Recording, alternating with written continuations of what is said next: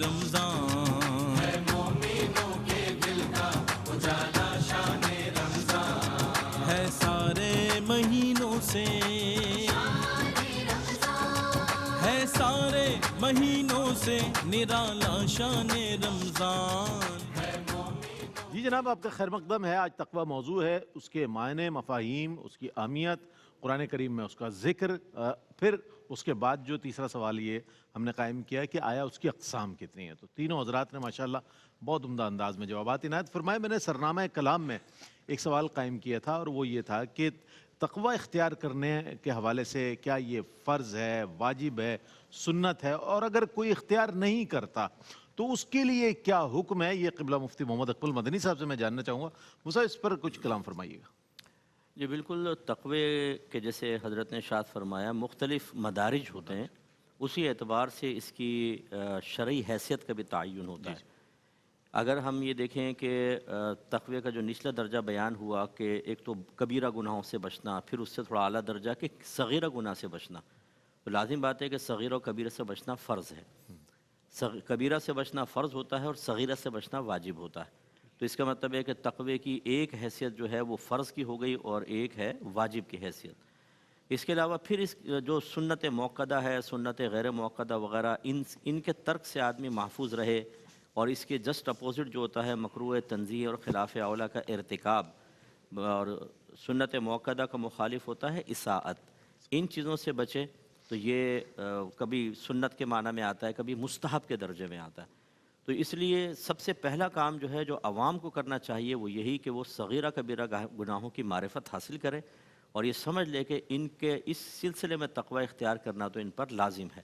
کیونکہ یہ نبیوں کی اطاعت کے ساتھ مشروط ہے کہ آپ اطاعت کریں گے تو صغیرہ کبیرہ ظاہری باطنی گناہ سے بچیں گے. وما ارسلنا من رسول الا لیطاع باذن اللہ.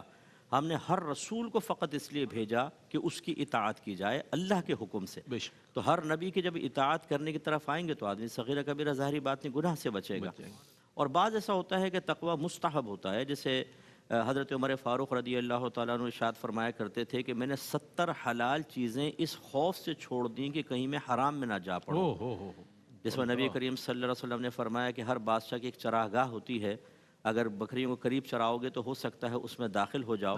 اور اللہ تبارک و تعالیٰ کی جو ممنوع چراگاہ ہے وہ اس کے محرمات ہیں، اگر قریب آؤ گے تو ہو سکتا ہے ان میں مبتلا ہو جاؤ.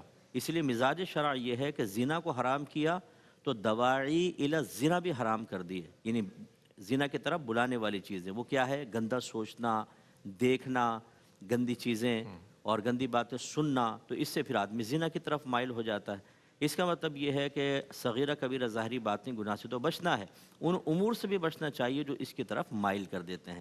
بعض لوگ کہتے ہیں ہم سوشل میڈیا یوز کرتے ہیں، ہم کوئی گندہ یوز نہیں کرتے. بالکل ٹھیک ہے، مثبت استعمال جائز بھی ہے، لیکن ذرا اپنی باطنی کیفیات بھی دیکھ لیں کہ یوں سیدھا دیکھتے دیکھتے بعض اوقات آدمی ٹیڑھا دیکھ رہا ہوتا ہے. شادی بیاہ میں بیٹھا ہوتا ہے نا، تو وہ مکس گیدرنگ ہوتی ہے، تو یوں دیکھتے ہوئے وہ ٹیڑھی آنکھوں سے، ٹھرکی قسم کے جو ہوتے ہیں ٹیڑھی آنکھوں سے عورتوں کو بھی دیکھ رہے ہوتے ہیں. نگاہ کا زاویہ یہ ہوتا ہے. یہ تو آدمی خود اپنی نیت کو دیکھ سکتا ہے. لوگ تو سمجھیں گے جی حاجی صاحب سامنے کو دیکھ رہے ہیں، حاجی صاحب کی نگاہیں ذہن کے انتشار کے ساتھ ہر طرف پھیلی پڑی ہیں، نشانہ کہیں ہیں. ہاں بس وہ ٹھڑک غالب ہو گئی.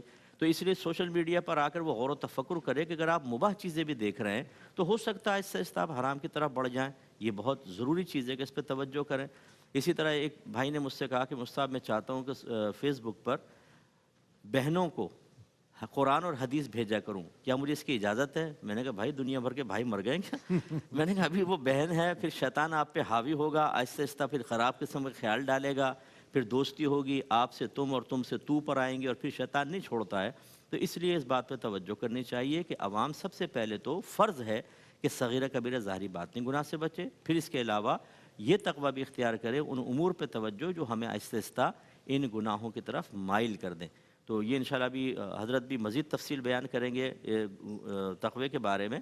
ایک آیت بس عرض کرتا ہوں کہ دیکھیں اللہ تعالیٰ نے فرمایا کہ ان اکرمکم عند اللہ اتقاکم، بے شک تم میں سے اللہ کی بارگاہ میں زیادہ عزت والا وہ ہے جو تم میں زیادہ صاحب تقوی ہے. اس کا مطلب یہ ہوا کہ اللہ تعالیٰ کی بارگاہ میں مقام و مرتبہ اس شخص کو ملتا ہے جو صاحب تقوی ہوتا ہے. اسی طریقے سے ہدی للمتقین ابتدا میں اللہ نے ارشاد فرمایا، اور ایک مقام پہ ہدی للناس فرمایا کہ قرآن لوگوں کے لیے ذریعہ ہدایت ہے، اور یہاں متقین کے ساتھ اس کو مقید کیا۔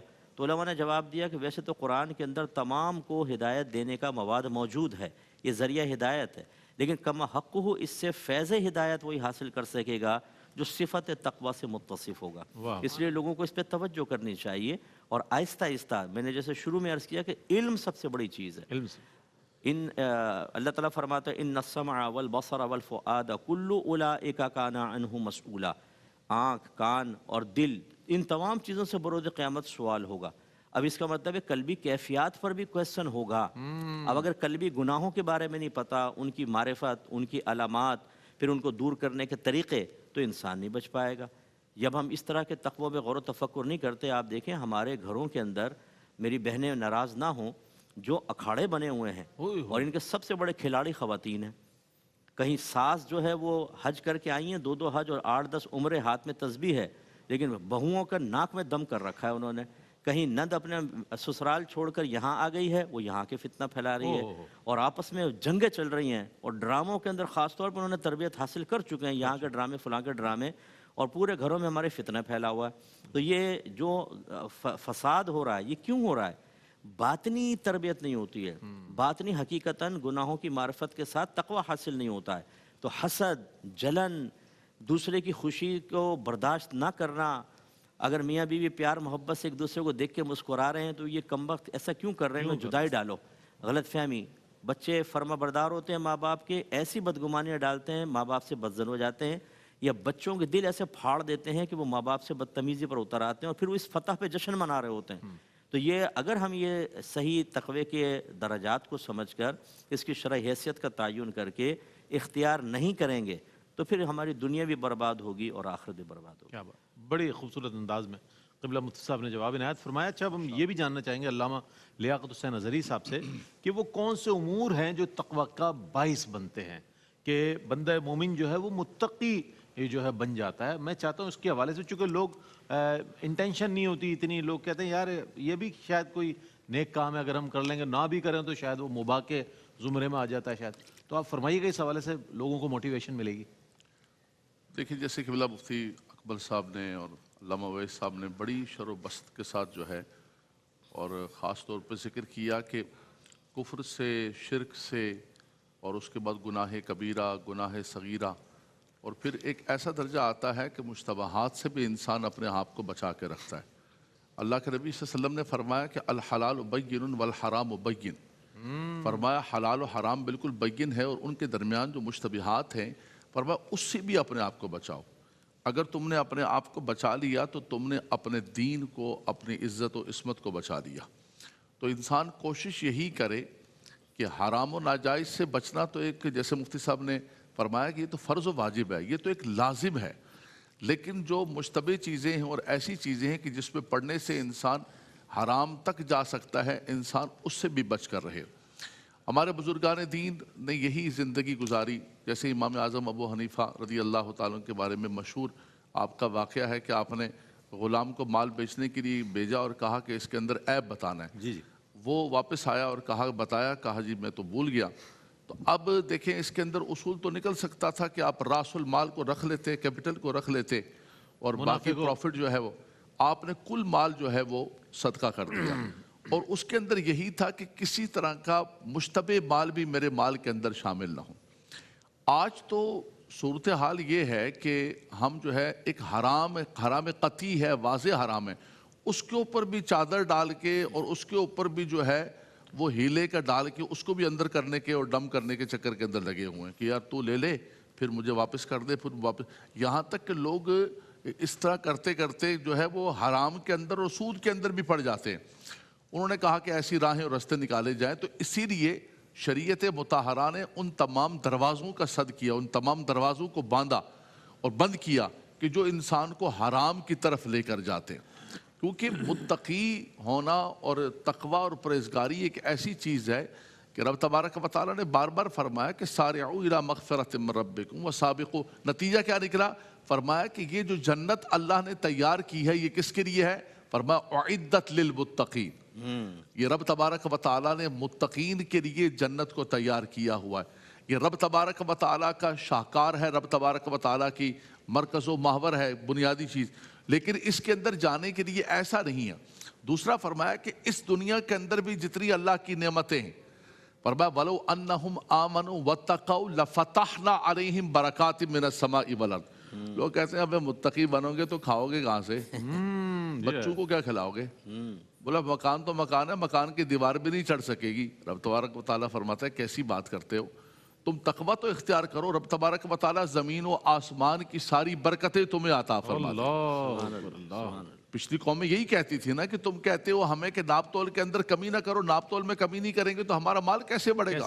کہ یہ بات نہیں ہے، رب تبارک و تعالیٰ اس کے اندر تقوی کی برکت سے، تقوی کی یہ برکت ہوتی ہے اور اس کا نتیجہ رزلٹ یہ ہوتا ہے کہ رب تبارک و تعالیٰ تھوڑے کے اندر بھی بہت ساری برکت پیدا فرما دیتا ہے۔ یہ بظاہر ہماری آنکھ نہیں دیکھتی، اور سب سے بڑھ کر یہ ہے رئیس بھائی کہ رب تبارک و تعالیٰ نے کئی لوگوں کے بارے میں فرمایا، لیکن خاص طور پہ فرمایا کہ ان اللہ یحب المتقین، رب تبارک و تعالیٰ محبت فرماتا ہے۔ تم کہتے ہو کہ ہم اللہ تبارک و تعالیٰ کے محبوب بننا چاہتے ہیں، مقرب بننا چاہتے ہو، اللہ کی محبوبیت اگر چاہتے ہو تو جو رب تبارک و تعالیٰ کے یہ چراگاہیں اور رب تبارک و تعالیٰ نے یہ سارے جو حدود و قیود عطا فرمائے یہ جو بیریئرز ہیں ان سے آگے بڑھنے کی کوشش نہ کرو۔ وَمَن يَتَعَدَّ حُدُودَ اللَّهِ فَقَدْ ظَلَمَ نَفْسَهُ، فرمایا جو ان سے آگے بڑھ جاتا ہے وہ اپنی جان پر ظلم کرتا ہے، وہ ظالم بن جاتا ہے، اور پھر جس لباس تقویٰ کا ذکر کیا وہ اتار دیتا ہے۔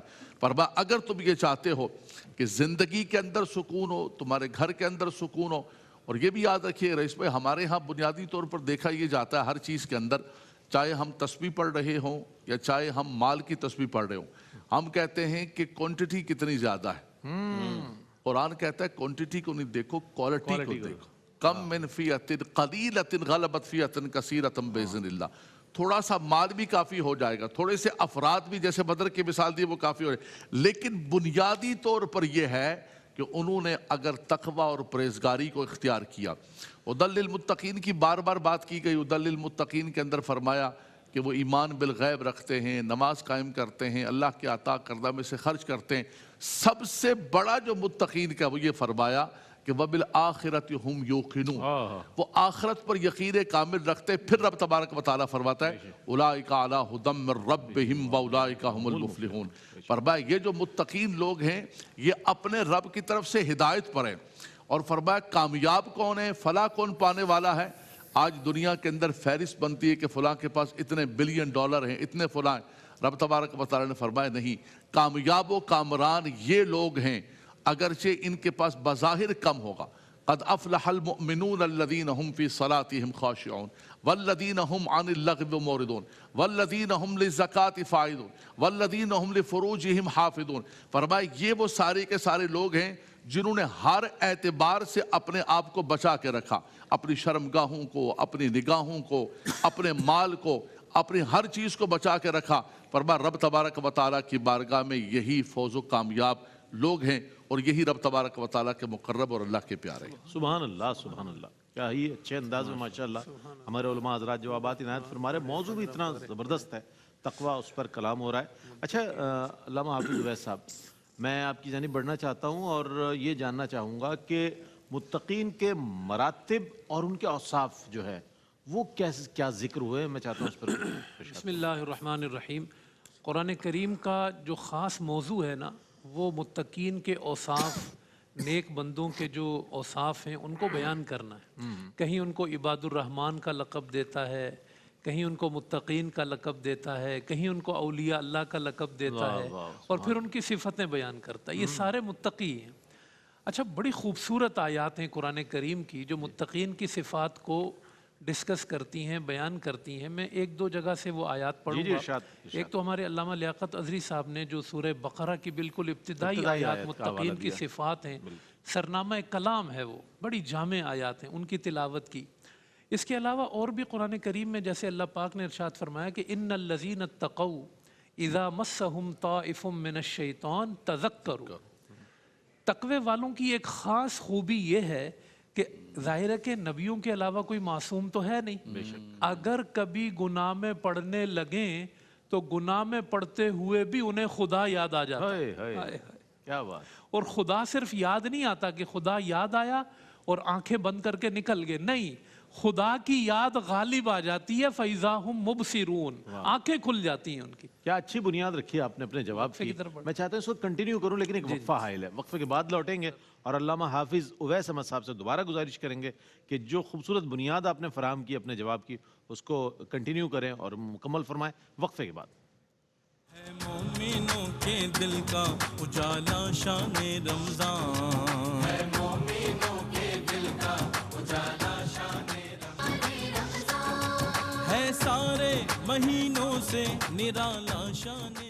جی ناظرین، آپ کا خیر مقدم ہے. علم و علماء میں آج موضوع ہے تقوی، اور ہم نے سوال یہ کیا تھا کہ متقین کے مراتب اور ان کے اوصاف جو ہے اس پر علامہ حافظ اویس احمد صاحب جواب عنایت فرما رہے تھے. کنٹینیو کریں. جی میں تقوی کی جو صفات ہیں قرآن کریم میں 3 مقامات پر ان سے بات کرنا چاہتا ہوں بہت مختصراً. ایک مرتبے پر تو ہم بات کر رہے تھے کہ تقوی والا وہ ہوتا ہے کہ وہ گناہ کی طرف قدم اٹھائے اور اسے خدا یاد آ جائے. ان الذین اتقوا اذا مسہم طائف من الشیطان، شیطان نے اس کو چھو لیا، تذکروا، اس کو خدا یاد آ گیا. اور ایسا یاد آیا، ایک تو ہوتا ہے نا خدا یاد آیا پھر بھلا دیا، نہیں، فَإِذَا هُمْ مُبْصِرُونَ، ایسا یاد آیا کہ آنکھیں کھل گئی. حضرت عمر فاروق رضی اللہ تعالیٰ عنہ کے دور میں وہ نوجوان جو گناہ کی طرف بڑھا تھا اور پھر اس کو خدا کی یاد آئی تو اس کی روح پرواز کر گئی. اللہ. اور حضرت عمر نے اس کی قبر پر کھڑے ہو کے پوچھا کہ اللہ تو کہتا ہے کہ جو تقوی میں تقوی رکھنے والا ہے، اللہ کے ہاں ڈرنے والا ہے، اس کو 2 جنتیں، تو اس کی قبر سے آواز آئی میرے رب نے مجھے 2 جنتیں عطا سبحان فرمائیں. اللہ. سبحان. یہ اس کی تفسیر ہے ان الذین اتقوا اذا مسہم. دوسرا مقام آپ دیکھیں، ایک تو یہ ہے نا کہ گناہ کی طرف بڑھے اور خدا یاد آ گیا، یہ بھی متقی کی صفت ہے. اور گناہ کرنے کے بعد گناہ پہ اصرار نہ کرنا، یہ بھی متقی کی صفت ہے. واو. والذین اذا فعلوا فاحشة او ظلموا انفسهم ذکروا اللہ فاستغفروا لذنوبهم ومن یغفر الذنوب الا اللہ ولم یصروا علی ما فعلوا. اس کے آگے پیچھے تقوی کا عنوان ہے آیات کے اندر. اعدت للمتقین. اعدت للمتقین سے یہ شروع ہوا ہے. تو یہاں یہ بتایا ہے کہ گناہ پہ اصرار نہ کرنا. سب سے بڑی بیماری گناہ پر اصرار ہے. گناہ کیا کرتے کرتے اس کو دل کو پورا سیاہ کر ڈالا اور پھر ختم ہو گیا سب کچھ. تو بڑے بڑے لوگوں سے بھی، حتیٰ کہ صحابہ کرام رضوان اللہ تعالیٰ علیہم اجمعین سے بھی کبھی کوئی ایسی غلطی سرزد ہو گئی، انہوں نے ایسی توبہ کی کہ حضور ان کی توبہ کے بارے میں کہتے تھے ساری دنیا کے گناہ گاروں پہ تقسیم کرو نا تو سب کی مغفرت ہو جائے. ایسی توبہ کی ماعز اسلمی رضی اللہ تعالیٰ عنہ.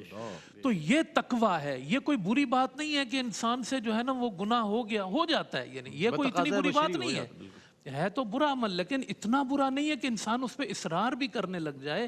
تو یہ متقین کا کمال ہوتا ہے کہ وہ اصرار نہیں کر، جیسے ہی ان کو خبر ہوئی بس فوراً پلٹ گئے. اور تیسری اور آخری چیز، ہر آدمی کہتا ہے میں نیکوکار ہوں، نیکوکار ہوں. نیکوکار متقی کو کہتے ہیں، اس کی ڈیفینیشن کیا ہے؟ بڑی خوبصورت آیت ہے سورہ آل عمران، سورہ بقرہ کی، لیس البر ان تولوا وجوہکم قبل المشرق والمغرب ولکن البر. تقوی کی صفات کیا ہے؟ من آمن باللہ والیوم الآخر والملائکۃ والکتاب والنبیین، ان چیزوں پر ایمان لانا.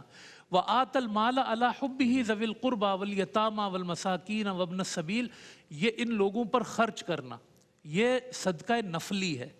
پھر تیسرا درجہ وَأَقَامَ الصَّلَاةَ وَآتَ الزَّكَاةَ، نماز پڑھنا اور زکوٰۃ ادا کرنا. وَالْمُوفُونَ بِعَهْدِهِمْ، وعدہ پورا کرنا. وَالصَّابِرِينَ فِي الْبَأْسَاءِ وَالضَّرَّاءِ، ہر حال میں صبر کرنا. اللہ اس کو کس عنوان سے بیان کرتا ہے؟ فرمایا جو ان چیزوں کو اپنا لیتا ہے اولئک الذین صدقوا واولئک هم المتقون، یہ ہیں سچے اور یہ ہیں تقوی والے. یہ تقوی کی صفات ہے کہ ایمان سے لے کے، نیک عمل سے لے کے، خرچ کرنے سے لے کے، نماز روزے سے لے کے، جب جامع پیکج بنتا ہے نا تب آدمی متقی بنتا ہے. ورنہ ہر آدمی گناہ بھی کر رہا ہوتا ہے اور کہتا ہے میں نے صدقہ کیا ہے نا تو میں متقی ہوں، میں یہ غلط کام بھی کر رہا ہوں ساتھ مکس بھی کر رہا ہوں تو میں متقی. نہیں نہیں، متقی کس کو کہتے ہیں؟ اس کی صفت کیا ہوتی ہے؟ وہ بڑا خالص ہوتا ہے، اس کا عمل بڑا خالص ہوتا ہے اور وہ ایسا ایک خالص عمل کرتا ہے کہ برائی اس سے چھنتی چلی جاتی ہے، نکلتی چلی جاتی ہے. پھر وہ اس مقام پہ پہنچتا ہے اولئک الذین صدقوا، उलाइका हुमुल मुत्तकून, ये है वो तकवे वाला कि जिसने इन सारी चीज़ों को अपने अंदर जमा कर लिया। तो एक जामे शख्सियत को नेकी के हवाले से हम कह सकते हैं कि वो मुत्तकी होता है और वो मुत्तकी की सिफात वाला होता है। क्या कहना है। हम सिर्फ एक कलमा गो को ये समझते हैं कि जनाब तमाम मोमिनाना सिफात उसमें मौजूद होंगी, लेकिन जब तकवे के बारे में हम ये कलाम सुन रहे हैं और ये गुफ्तगू सुन रहे हैं तो उससे अंदाज़ा होता है कि अल्लाह को जो मोमिन मतलूब और मकसूद है वो कैसा मोमिन है और उसमें क्या क्या सिफात होनी चाहिए, जो कि उलमा हज़रात बयान फरमाते हैं। पैगाम की सूरत में अल्लामा लियाकत साहब क्या फरमाइएगा। आज का मौजू बहुत बड़ा है और यकीनन कुतुब इस पर बहुत ज़्यादा मौजूद है, लेकिन जो सुनकर इंसान समझता है और उस पर अमल करता है उन लोगों की तादाद ज़्यादा होती है। तो मैं चाहता हूँ पैगाम दीजिएगा इस पर। देखिए, आज के ज़माने के एतबार से ख़ास तौर पर नौजवान बच्चे जो कि सुन रहे हैं, तो सबसे पहले यही है, जैसे दर्जात बयान किए हैं, अल्लाह का लाख लाख शुक्र है कि अल्लाह ने हमें कुफ्र शिर्क से महफूज रखा हुआ है। अल्हम्दुलिल्लाह। अपने आप को गुनाहों से, हराम से बचाएं। जो अल्लाह तबारक व तआला के मनियात हैं और रब तबारक व तआला की ममनू करदा चीज़ें हैं, और जो हराम चीज़ें हैं, कम से कम जो कबायर हैं उससे अपने आप को बचाएं। उलमा ने जैसे गुफ्तगू की है कि सगीरा पर भी तकरार करते करते कबीरा हो जाता है और इसरार वलम युसर्रु, उससे भी बचे। तो यही मैं समझता हूँ कि इस वक्त जो सराउंडिंग के अंदर हालात हैं, जो वाक़यात हैं, जो चीज़ें हमारे नौजवान बच्चों को हर एतबार से घेरा जा रहा है कि उनकी कोई चीज़ पाकीज़ा ना रहे, ना उनकी निगाह, ना उनका दिल, ना उनकी समातें, कोई भी चीज़, उनकी जवानियाँ जो है वो पाकीज़ा ना रहें।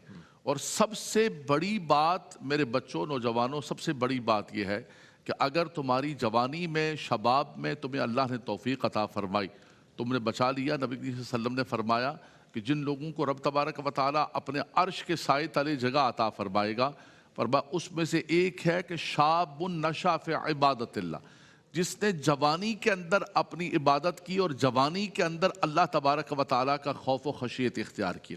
मैं एक जुमला सिर्फ कहूँगा। जी जी इरशाद। हज़रत यूसुफ अलैहिस्सलाम, अल्लाह ने शबाब, जवानी अता फरमाई और कोई देखने वाला नहीं, बुलाया, आपने फरमाया माज़ अल्लाह इन्नहु रब्बी अहसन मस्वाई। तन्हाइयों के अंदर है, ये तकवे का कमाल है, खौफ खुदा का कमाल है। और उसके बाद हज़रत यूसुफ अलैहिस्सलाम उठ के भागने लगे। यूसुफ कहाँ जा रहे हैं? दरवाजे हैं, मुकफ्फल हैं, एक दरवाज़ा नहीं कई दरवाजे हैं। फरमाया उठ के भागना, इज़्ज़त व इस्मत, जवानी बचाना, ये मेरा काम है, दरवाजे खोलना मेरे रब का काम है। वो जो हमने कहा ना, वमन यत्तक़िल्लाह यजअल लहू मख़रजन व यरज़ुक़हु मिन हैथु ला यहतसिब। लेकिन हमने अल्लाह के पाकीज़ा कलाम को छोड़ने के बजाय, पकड़ने के बजाय उसको छोड़कर और हम आमिलों के पास दौड़ते हुए जा रहे हैं। तो जब आप आमिलों को, वो इकबाल ने कहा ना कि लिबास खिज़र में यहाँ हज़ारों रहज़न फिरते, खिज़री लिबास और लिबास तक़वा पहना हुआ है। फरमाया ये रहबर नहीं है, ये रहज़न है। लेकिन ये तभी होगा कि जब आप कुरान को थाम के रखेंगे तो हकीकी तक़वा आपको नसीब होगा। क़िबला क्या फरमाइएगा क़िबला मुफ्ती मोहम्मद अख्तरुल मदनी साहब? मैं इसी बात का इरादा करूँगा कि देखें, आमाल अपने मकाम पर हैं, लेकिन ये आमाल सिफत तक़वा के नतीजे में मुरतब होते हैं। अगर हम चंद नेक आमाल को इख्तियार करके समझें कि हम साहिब तक़वा हैं, तो वो उस वक्त तक आप साहिब तक़वा नहीं हो सकते कि जब तक ये वस्फ़ आपके क़ल्ब में कामिल ना हो। और वो कामिल कब होगा? जब इल्म दीन हासिल होगा। हम मारिफत हासिल करते हैं तो इनकिशाफ़ होता है। इल्म का मतलब ही है माँ बिहिल इनकिशाफ़। इल्म एक ऐसा आला है जिसके ज़रिए चीज़ें मुनकशिफ हो जाती हैं, खुल जाती हैं। फिर हमें पता चलता है कि हमारे घरों में कितने गुनाह हो रहे हैं, हमसे कितनी ख़ताएँ हो रही हैं। जैसे घर में कपड़े धुलते हैं, अगर एक बहन को नहीं पता पाकी नापाकी के मसाइल, तो नापाक कपड़े पहन पहन के नमाज़ें पढ़ रहे होते हैं, क्योंकि सारे वॉशिंग मशीन में डाल देते हैं। अब नापाक कपड़े पहन के नमाज़ पढ़ना, नमाज ही नहीं होगी और घर में बेबरकती होगी, तो गुनाहगार आदमी हो रहा, तो तक़वा कहाँ से पैदा होगा? इल्म इंतहाई ज़रूरी है। मैं आखिर में गुजारिश करूँगा कि मेरी किताब है क़ुर्ब इलाही, मैंने इसी मौजू पे लिखी है कि एक मुसलमान को अल्लाह ने दुनिया में क्यों भेजा और अल्लाह का क़ुर्ब हासिल करने के लिए बितरतीब उसे किस तरीक़े से आगे चलना है। पॉसिबल हो ये किताब ले लें और अपने बच्चों को पढ़ाएं। जो माँ बाप पर तरबियत और इस्लाह और उनके क़ुलूब में तक़वा पैदा करने की ज़िम्मेदारी है, मुझे यकीन है कि 60% 70% तो ये किताब पूरा कर देगी। ये किताब अपने ज़रूर लें, इंशाल्लाह बहुत फ़ायदा होगा। बहुत शुक्रिया अदा करूँगा आपकी तशरीफ़ आवरी का। और क़िबला मुफ्ती मोहम्मद अख्तरुल मदनी साहब तशरीफ़ फरमाएँ हमारे साथ, और अल्लामा लियाक़त हुसैन अज़हरी साहब, आपकी आमद का बहुत शुक्रिया। علامہ حافظ اویس احمد صاحب، تینوں ہی حضرات نے بہت شر و بست کے ساتھ آج کے اس موضوع پر بہت خوبصورت کلام فرمایا. اگرچہ وقت بہت زیادہ نہیں تھا لیکن جتنا وقت تھا اس کے اندر کمال انداز میں تقوی کے موضوع پر ان حضرات نے کلام فرمایا ہے. اللہ تعالیٰ سے دعا ہے کہ جو کچھ ہم نے سنا ہے اس پر ہمیں عمل کرنے کی توفیق عطا فرمائے، اور جو ہمارا ظاہر ہے، جیسی ہماری محافل ہے، جس طرح کی ہماری جلوتیں پاک ہیں، اللہ تعالیٰ ہماری خلوتوں کو بھی اسی طرح پاک فرما دے، ہماری تنہائیوں کو بھی اس طرح کی تطہیر عطا فرما دے کہ جیسے ہماری ظاہری زندگی میں نظر آتی ہے. اور یہی آج کے اس موضوع کا پیغام بھی ہے کہ اللہ سے ڈرتے رہو. بار بار قرآن میں آیا ہے. تو یہ مہینہ ایسا ہے کہ جس میں ہم اعادہ کر سکتے ہیں، اس پر اپنے آپ سے کمٹمنٹ کر سکتے ہیں کہ انشاءاللہ آئندہ زندگی جو ہوگی ہماری انشاءاللہ تقوی کے ساتھ گزرے گی، اور اس کے تمام جو ریکوائرمنٹس ہیں انشاءاللہ اس کو ہم پورا کریں گے. ناظرین محترم، اگلا جو سیگمنٹ ہے وہ ہے اظہار عقیدت کا. اس میں ہم حضرت مولانا حسن رضا خان صاحب بریلوی رحمۃ اللہ تعالیٰ علیہ کو ٹریبیوٹ پیش کریں گے، اور انشاءاللہ ہمارے ساتھ علماء قبلہ مفتی محمد اکمل مدنی صاحب بھی ہوں گے، اور ہمارے ثنا خاں بھی ہوں گے. نعت رسول مقبول صلی اللہ علیہ وآلہ وسلم پیش کر رہے ہیں ہمارے چاروں ثنا خاں. بسم اللہ. سب سے اولا اعلیٰ ہمارا نبی، سب سے اولا اعلیٰ ہمارا نبی، سب سے بالا والا ہمارا نبی، سب سے بالا والا ہمارا نبی. کون دیتا ہے دینے کو منہ چاہیے، کون دیتا ہے دینے کو منہ چاہیے، دینے والا ہے سچا ہمارا نبی، دینے والا ہے سچا ہمارا نبی. سب سے اولا اعلیٰ ہمارا نبی. دو بوند ہے کوثر و سلسبیل، جس کی دو بوند ہے کوثر و سلسبیل، جس کی دو بوند ہے کوثر و سلسبیل، ہے وہ رحمت کا دریا ہمارا نبی، ہے وہ رحمت کا دریا ہمارا نبی. سب سے اولا اعلیٰ ہمارا نبی، سے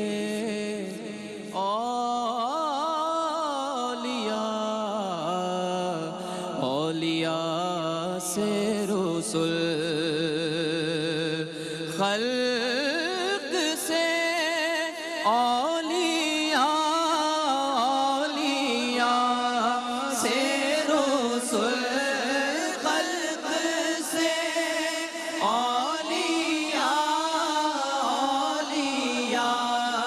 سے رسل، اور رسولوں سے اعلیٰ ہمارا نبی، اور رسولوں سے اعلیٰ ہمارا نبی. خبر کتنے تارے کھلے چھپ گئے، کیا خبر کتنے تارے کھلے چھپ گئے، کیا